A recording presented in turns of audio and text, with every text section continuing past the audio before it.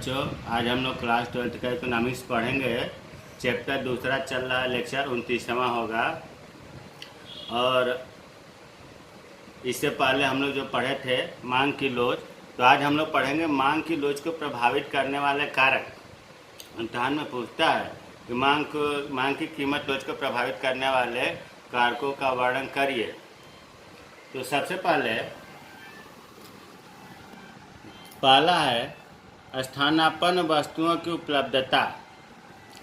जिस वस्तु की बाजार में, पहले देखो इसको प्रभावित करने वाले कारक को पढ़ने से पहले इसमें दो चीज़ आपको जानना जरूरी है, बेलोचदार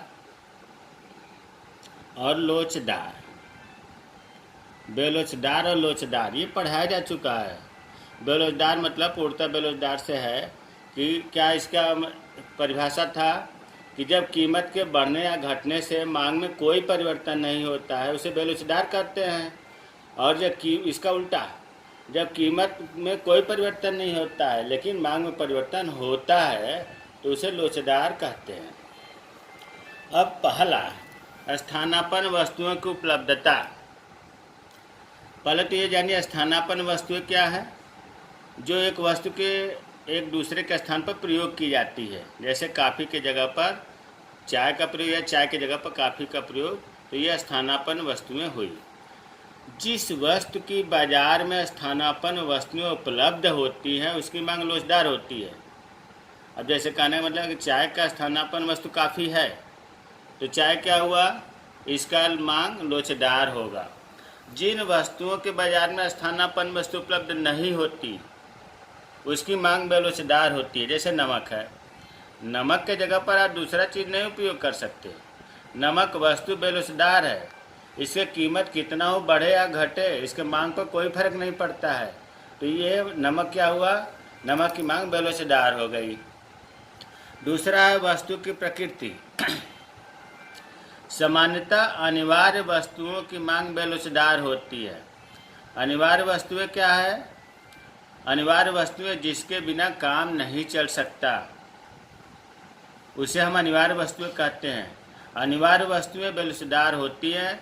इसके उल्टा जो आरामदायक वस्तुएं हैं या विलासिता की वस्तुएं हैं जिनके बिना काम चल सकता है, वो जो है आरामदायक वस्तुएं या विलासिता की वस्तुएं ये लोचदार होती हैं। तीसरा है आय का व्यय किया जाने वाला अंश। उपभोक्ता जिन वस्तुओं पर अपनी आय का एक छोटा सा अंश व्यय करता है उन वस्तुओं की मांग बेलोचदार होती है।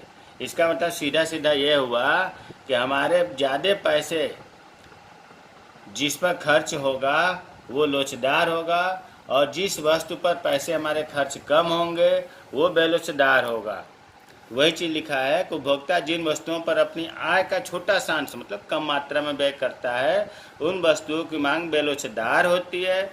इसका उल्टा जिन वस्तुओं पर उपभोक्ता अपनी आय का बहुत बड़ा अंश मतलब बहुत ज़्यादा खर्च करता है उसकी मांग अधिक लोचदार होती है। चौथा है समयावधि।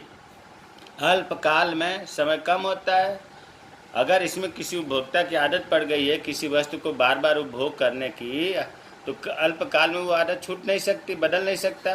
तो हम ऐसे कह सकते हैं कि अल्पकाल में वस्तुओं की मांग बेलोचदार होती है और दीर्घकाल में वस्तुओं की मांग लोचदार होती है, क्योंकि दीर्घकाल में समय ज़्यादा मिलता है, उपभोक्ता अपनी आदत को बदल सकता है। तो दीर्घकाल वाली वस्तुएं लोचदार होती हैं। पांचवा है उपभोक्ता की आदत। ये और ये लगभग मिलता हुआ है।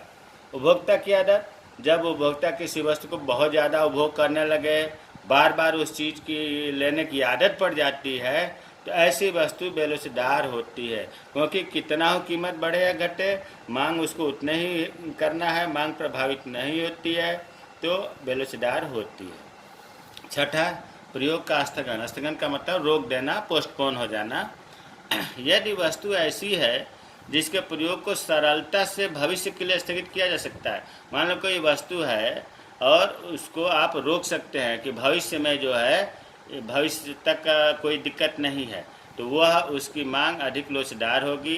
लेकिन कुछ ऐसी वस्तु है जिसे आप रोक नहीं सकते, हर हाल में खरीदना ही है, वैसी वस्तु बेलोचदार हो गई। वस्तु के विभिन्न प्रयोग।